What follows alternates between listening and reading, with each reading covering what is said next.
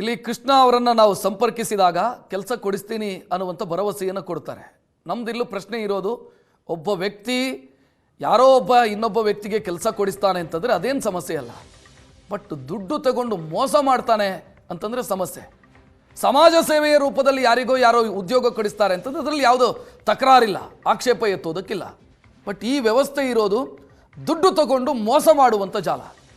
ಫೋನಲ್ಲಿ ಮಾತನಾಡಿದ್ವಿ ನಾವು. ಫೋನಲ್ಲಿ ಮಾತನಾಡಿದ ನಂತರ ವಿಧಾನಸೌಧದ ಬಳಿಗೆ ಬರೋದಕ್ಕೆ ಹೇಳ್ತಾನೆ, ಅಂದರೆ ಮೀಟ್ ಆಗಿ ಅಂತ ಕೃಷ್ಣ ಹೇಳ್ತಾನೆ. ವಿಧಾನಸೌಧದ ಬಳಿ ಕೃಷ್ಣ ಹಾಜರಾಗ್ತಾನೆ.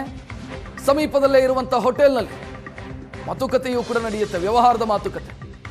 ಕೆಲಸ ವಿಚಾರವಾಗಿ ಡೀಲ್ ಕುದುರಿಸೋದಕ್ಕೆ ಕೃಷ್ಣ ಕೂರುತ್ತಾನೆ.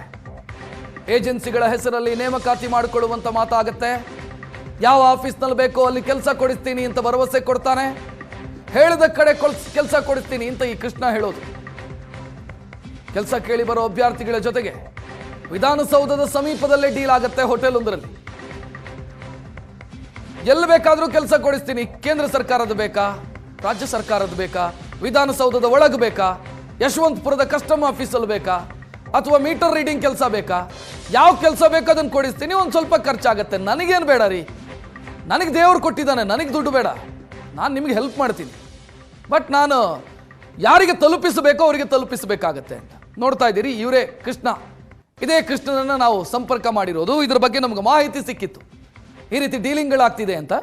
ಸೊ ಆ ಕಾರಣಕ್ಕಾಗಿ ಈತನನ್ನು ಸಂಪರ್ಕಿಸಿದಾಗ ಈ ವ್ಯವಸ್ಥಿತ ಜಾಲ ಹೇಗೆ ಕಾರ್ಯಾಚರಿಸುತ್ತೆ ಅನ್ನೋದು ಬಯಲಾಗಿದೆ. ಅದೇ ಸರ್, ಮೀಟರ್ ರೀಡಿಂಗ್ ಕೆಲಸ ಇದೆ ಅಂತ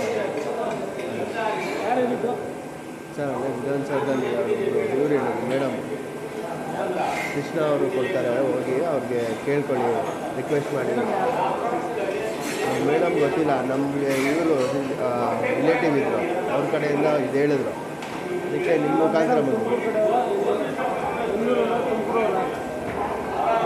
ತುಮಕೂರು ಅವ್ರು ಇರಬೇಕು ಸರ್. ರೆಸ್ಯೂಮ್ ಕಳಿಸಿದ್ನಲ್ಲ ಸರ್ ಮೊನ್ನೆ,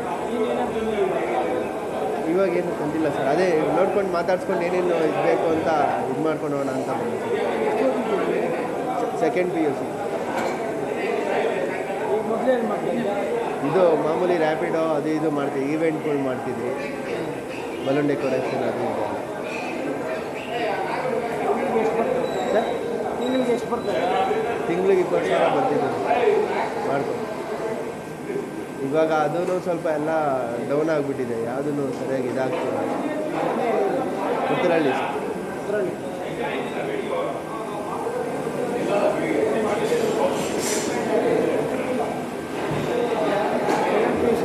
ಸೆಕೆಂಡ್ PU ಡಿಸ್ಕನೆಕ್ಟ್ ಆಗಿದೆ. ಅಟೆಂಡರ್ ಮಾಡ್ತೀಯಾ? ಅಟೆಂಡರ್ ಕೆಲಸ ಮಾಡ್ತೀನಿ ಸರ್. 400 ರೂಪಾಯಿ ಬರುತ್ತೆ, ಎಲ್ಲ ಕಟ್ಟಾಗಿ EF PF ಎಲ್ಲ ಕಟ್ಟಾಗಿ ಬರುತ್ತೆ. ಮಾಮೂಲಿ ಶನಿವಾರ ಭಾನುವಾರ ರಜಾ ಇರುತ್ತೆ ಸರ್. ನಮ್ಗೇನು ರಜೆ ಅಷ್ಟೇ ಸೇಮ್ ಸೇಮ್.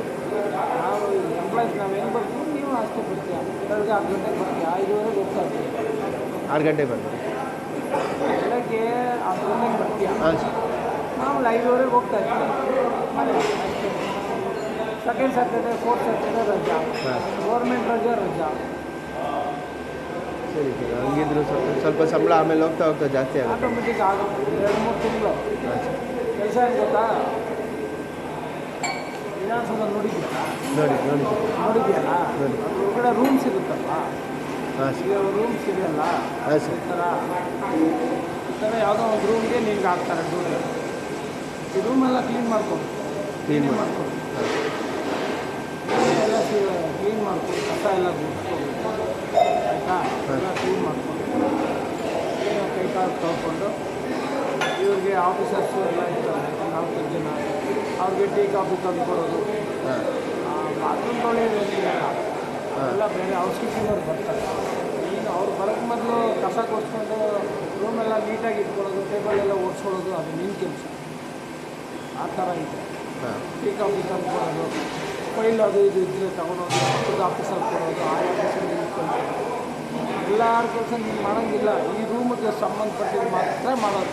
ಬರೀ ಒಂದು ರೂಮ್ದು ಮಾತ್ರ ನಾನು ಇದು ಫೈಲ್ ಮೂವ್ ಮಾಡೋದು, ಅವ್ರೇನೋ ಸಾಯ್ಬ್ರಿಗೆ ಹೇಳಿದ್ರೆ ತಂದ್ಕೊಡೋದು, ಪೋಸ್ಟ್ ಆಫೀಸ್ ಇದ್ದರೆ ಪೋಸ್ಟ್ ಆಫೀಸ್ಗೆ ಕೊಡೋದು, ಬ್ಯಾಂಕ್ ಆದರೆ ಬ್ಯಾಂಕ್ ಹೋಗಿ ಬರೋದು, ಆಯಿತಾ. ಇಲ್ಲಾಂದರೆ ಸುಮ್ಮನೆ ಕೂತ್ಕೊಂಡಿರೋದು.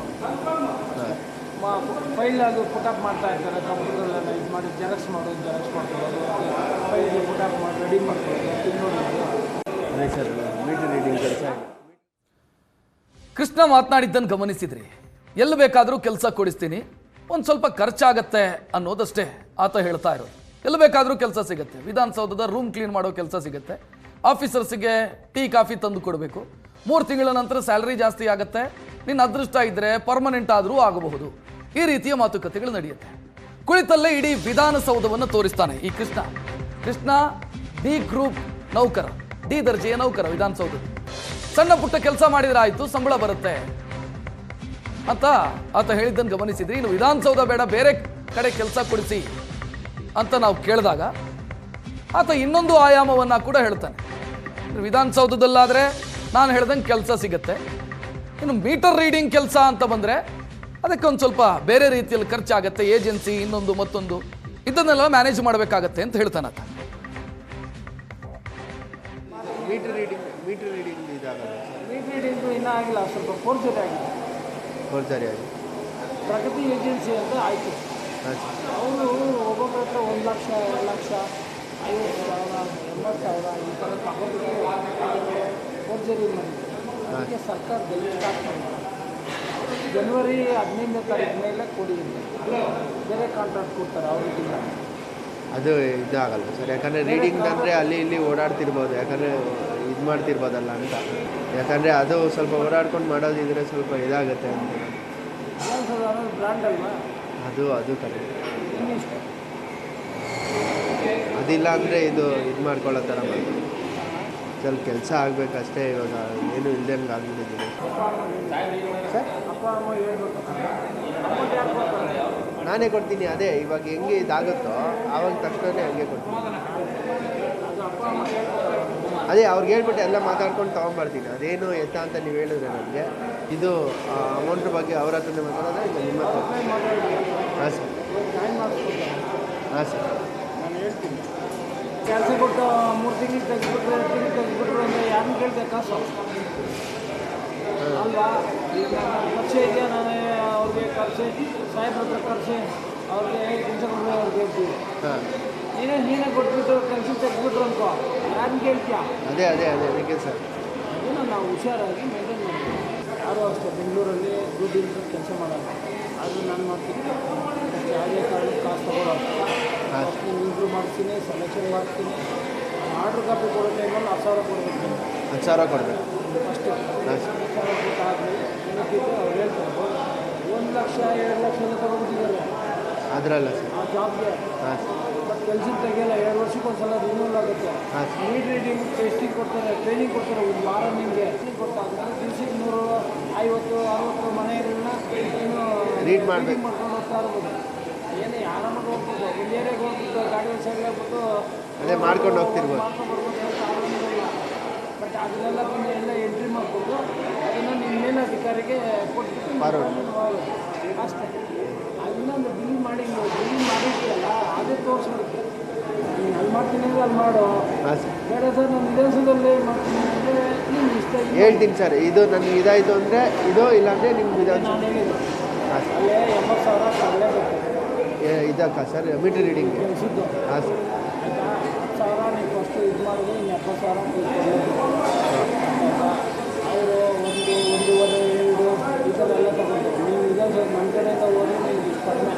ಅದೇ ಸಾಹೇಬರು ಕೆಲವೆಲ್ಲ ಆರ್ಡ್ರ್ ಪಾಸ್ ಮಾಡಿಸ್ಬೇಕು, ಅದೆಲ್ಲ ನನ್ನ ಸಾಹೇಬ್ರೆ ಮಾಡೋದು. ಹಾಂ ಸರ್. ಹಂಗಾಗಿ ನಮ್ಮ ಕಡೆಯಿಂದ ಬಂದಿದ್ದಾರೆ ಬಿಸ್ನೆಸ್ ಆಗೋದು ಅಷ್ಟೇ. ಯಾವುದೇ ಕಾರಣಕ್ಕೂ ಎಲ್ಲೂ ಅಷ್ಟೇ ದುಡ್ಡು ಕೊಟ್ಟು ಬಂದಿದ್ದೀನಿ ಕೇಳ್ತಾರೆ. ಇಲ್ಲ ಸಾಹೇಬ್ರೆ ಕೇಳ್ತಾರೆ ನಿಮಗೆ. ಹಾಂ ಸರ್. ಏನಪ್ಪ ಕಾಸು ಕೊಟ್ಟು ಬಂದ ಅಂತ ಎಕ್ಸಾಂಪಲ್ ಹೇಳ್ತೀನಿ. ಒಬ್ಬರಿಗೆ ಹೌದು ಸರ್ ನಾನು ಕೊಟ್ಬಿಟ್ಟು ಬಂದೆ, ಎಷ್ಟಪ್ಪ ಗೊತ್ತಾ ಸರ್ 80,000 ಕೊಟ್ಟೆ ಸರ್. ಅದೇ ಅವನ್ನ 1 ವಾರ ತೆಗೆದ್ಬಿಡಿ ಕೆಲಸದಿಂದ ಅಂತ ಅವ್ರು ಹೇಳ್ತಾರೆ. ಕಾಸು ವಾಪಸ್ ಕೊಟ್ಬಿಡಿ ಅವ್ರಿಗೆ, ತೆಗೆದ್ಬಿಡಿರ್ತಾರೆ. ಯಾಕೆ ಸರ್ ಅಂತ ಅವ್ನು ನನಗೆ ಹೇಳ್ಬಿಟ್ಟಿದೆ ಅಂತ ಕಾಸು ಕೊಟ್ಟಿದ್ದೀನಿ ಟೈಮ್ ಬೆಲೆ ಹೇಳ್ಬಿಡ್ತಾನ. ಇದು ಟ್ಯಾಲೆಂಟ್ ಅವ್ರಿಗೆ ಹೇಳ್ತಾರೆ. ನಾನು ಹೇಳ್ತೀನಿ ಇದು ನನಗೆ ಗೊತ್ತು ಕನ್ನಡ. ಹೌದು ಸರ್. ಕೆಲಸನೇ ಸಿಗಲ್ಲ ಸರ್, ಹುಡ್ಕೊಂಡು ಹೋದ್ರು. ಗೌರ್ಮೆಂಟ್ ಕೆಲಸ ಏನಂತ ಈ ಥರ ಒಂದೆರಡು ವರ್ಷ 3 ವರ್ಷ ಮಾಡ್ತೀವಿ, ದೇವರ ಅನುಗ್ರಹ ಬಂದಿಲ್ಲ ಅಪಾಯಿಂಟ್ ಆಗ್ಬಿಡ್ತೀವಿ. ಎಷ್ಟೋ ಜನ ಕೇಳಿದ್ದೀವಿ, ಜನ ಅಪಾಯಿಂಟ್ ಆಗಿಲ್ಲ. ಹೌದು ಸರ್. ಅದಕ್ಕೆ ಅದನ್ನ ಯಾರಿಗೂ ಬಿಟ್ಟು ಬಾರ್ದು ಸೈಲೆಂಟಾಗಿ ದೇವ್ರ ಕೊಟ್ಟಿರೋ ಕೆಲಸ ಅಂತ ಮಾಡ್ಕೊಂಡು ಹೋಗ್ತೀವಿ. ನಿಮ್ಮ ಪ್ರಾಬ್ಲಮ್ ಅಂದರೆ ನನಗೆ ಫೋನ್ ಮಾಡಿ ಬನ್ನಿ ಸರ್. ಮಾತಾಡಿ. ಗೌರ್ಮೆಂಟ್ ಇದೆ ವಿಕಾಸದಲ್ಲೂ ಕೆಲಸ ಇದೆ.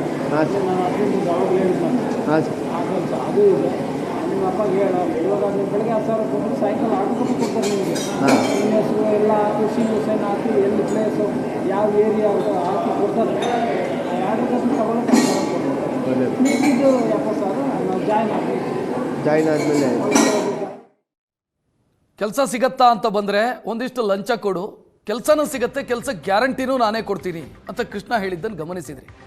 ಉಳಿದವರ ಮುಖಾಂತರ ಹೋದರೆ ಗ್ಯಾರಂಟಿ ಇಲ್ಲ ಕೆಲಸಕ್ಕೆ, ನನ್ನ ಮುಖಾಂತರ ಕೆಲಸಕ್ಕೆ ಸೇರಿಕೊಂಡ್ರೆ ಕೆಲಸ ಗ್ಯಾರಂಟಿ, 2 ವರ್ಷದವರೆಗೂ ಕೂಡ ಯಾರೂ ಏನೂ ಮಾಡಲ್ಲ, ಆ ನಂತರನೂ ಮತ್ತೆ ರಿನ್ಯೂವಲ್ ಮಾಡಿಕೊಡ್ತೀನಿ ಅಂತ ಹೇಳಿದ್ದನ್ನು ಗಮನಿಸಿದ್ರಿ. ಇನ್ನು ಇಷ್ಟಕ್ಕೆ ನಿಲ್ಲೋದಿಲ್ಲ, ಬೇರೆ ಬೇರೆ ಇಲಾಖೆಯಲ್ಲೂ ಕೂಡ ನಾನು ಕೆಲಸ ಕೊಡಿಸ್ತೀನಿ ಅಂತ ಕೃಷ್ಣ ಹೇಳ್ತಾನೆ.